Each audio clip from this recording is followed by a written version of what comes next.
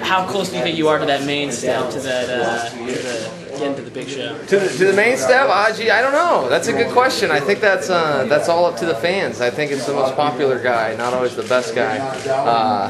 Generally, it is the same thing, but I think the first priority is popularity. So it's coming up.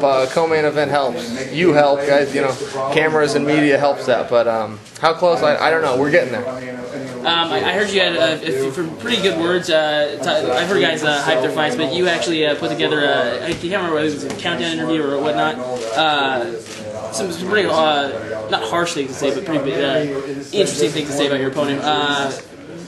Is there any bad blood between you and Nate Marquardt? Oh, I didn't know. I didn't try to hype this fight at all. I need a quote to know what you're referring to. But is there bad blood? No, there sure isn't. There seldomly is. You know, every now and then you run into a guy you don't like, but every now and then you run into a good guy in this business too, and Nate's one of them. So I don't have any ill feelings towards him. I'm going to do everything I possibly can to win this match, but I don't have any bad feelings inside. Have they said anything to you about the future if you win this fight? Marquardt said he's been told that he gets a title shot if he wins. No, I haven't heard anything. I never asked, but they never volunteered any information in regards to the future. I signed a new 4-fight deal. That doesn't have anything to do with a title shot. And you know that'll happen sometimes where you'll have a fight and one guy is promised a title shot, but that doesn't mean the other guy is. It's not like a semifinal of a basketball tournament where the winner moves on. I'm assuming the winner of this will move on, but that's just an assumption. And you gave an interview to Yahoo where you talked about the champion, Anderson Silva, a fair bit. Not a fan of his? Oh, I'm not a fan of his, no. I mean, a guy with earrings, crooked hats, and pink shirts wouldn't make it 10 minutes in my neighborhood. And I live in a nice neighborhood, and we'd still run him out of town. But, I'm not against him either. I acknowledge that he's got a good skill set. That's about all I want to say about him for now. Believe me, when I get done with Nate and I sink my teeth into that bone, it'll be far more exciting than anything I've said about him so far. He will get a verbal beating, and he'll deserve every bit of it. You've dialed up the rhetoric, it seems like, a little more before this fight. Not with Nate, but with everyone else in the division. Were you holding back in the past, or is this a concerted effort to make sure that you are noticed? I got to tell you, that never happened. You'll never find an interview with a camera on me where I did those things. Everything was in print, and everything was taken out of context. I didn't out anybody, but I discussed them. It's called The Truth, and it's very new in MMA. I don't think guys are used to it. It's similar to guys that train 6 hours a day, 7 days a week. It doesn't happen.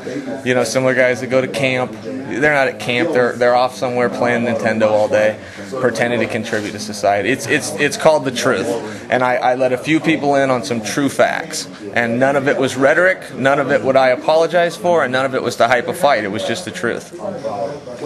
Do you think it's going to help you get noticed and push you up the ladder? Because you were saying that maybe Ed Suarez wouldn't have you on the top of the list to fight his guy. Who's that? Ed Suarez wouldn't have you on the top of the list. So I fought one of Ed Suarez's guys. His name was Paulo Filho. He was undefeated prior and undefeated after, and he was ranked #1 in the world, and I stomped him twice. I think he said that he was about 35-40%.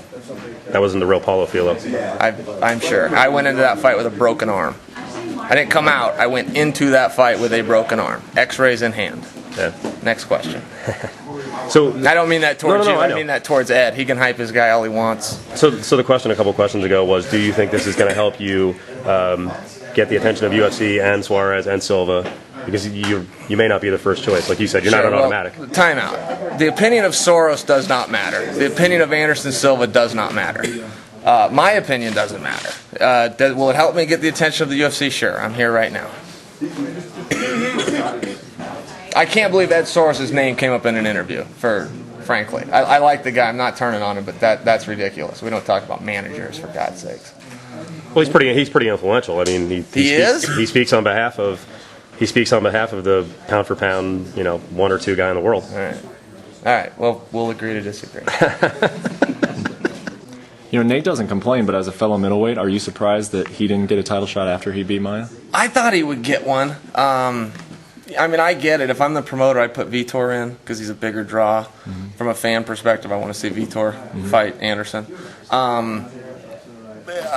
But he earned. I mean, he climbed the ladder. He did everything you would think he would need to do to get there. So I was surprised. I was cheering for him. I was hoping he'd get the shot. Could that possibly influence your decision to talk more? Because Nate's a guy who doesn't talk, and you just said that fans kind of can create those matchups. So is that influencing your decision all too? That you got to know you got to kind of win outside and inside the octagon? Yeah, probably. I mean, I didn't get too sophisticated on it. And again, I haven't talked. Everybody, I keep hearing that, hey, Chael, you're really up in the top. I haven't talked. Look, I said one thing. Anderson Silva speaks English. He doesn't want to speak to any of you. You guys go out and massage his ego in the press on a daily basis. The irony there is he has such disdain for you, he pretends he can't understand you.